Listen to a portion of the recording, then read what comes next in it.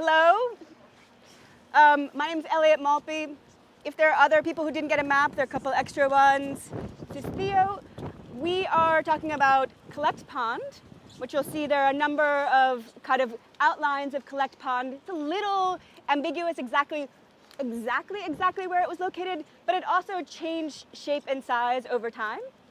So we're talking about this idea of Collect Pond in relationship to some ideas of contemporary water infrastructure and this idea of the urban backstage. Hi everybody, my name is Theo Barbagianis. A little background information on me.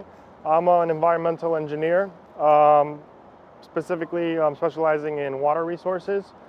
So today I will my input will be more involved in the water infrastructure and sort of mirroring how Collect Pond, the development of Collect Pond sort of mirrors the development of the city's water infrastructure. So we sort of had a conversation with this class about, well, actually, not only does it kind of replicate this notion of kind of the original definition of ecology, which explicitly links organisms to their environment, but we can also think about this applied to community as a city. So we have, as a city, we have front stage spaces. We're investing in front stage spaces. I would say the High Line, the new parks, Central Park, depending on where you are, could be front stage or backstage.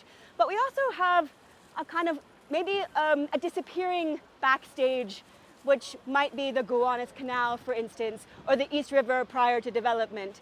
And so it's kind of an interesting way to suddenly start to read the city and then think about ways that we, again, as individuals and citizens and even activists might modulate our behavior or understand behavior based on both the physical context, the ecological context, and then the cultural context. So for the first 200 years of Dutch and British settlement, we're sort of talking post-colonial contact here, that Collect Pond was the primary freshwater source for all of New Amsterdamians and New Yorkers.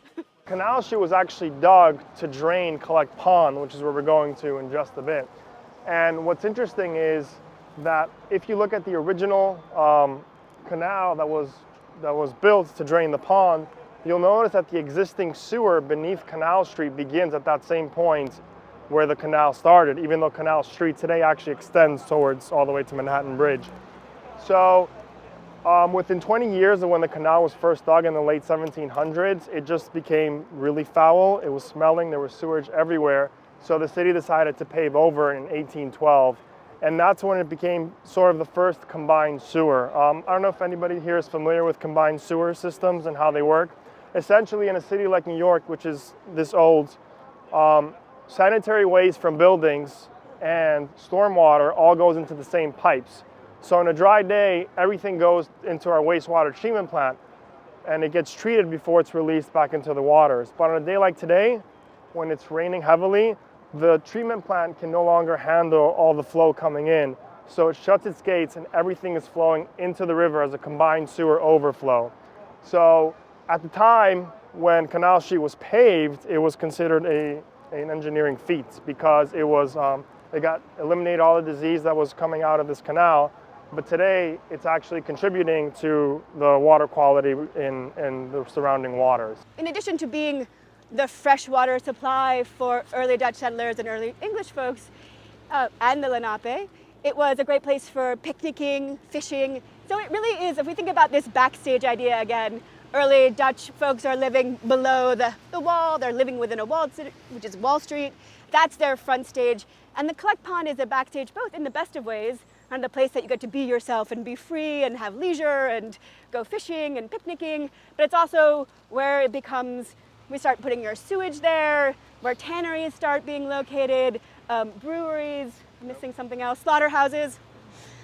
So it starts getting mucky fast. As the city develops and becomes more aware of green infrastructure and improving water quality as it's mandated by the state and the federal government, I think we're reaching a place as a city where we're embracing green infrastructure and sustainable stormwater, and it's going to become part of our everyday fabric.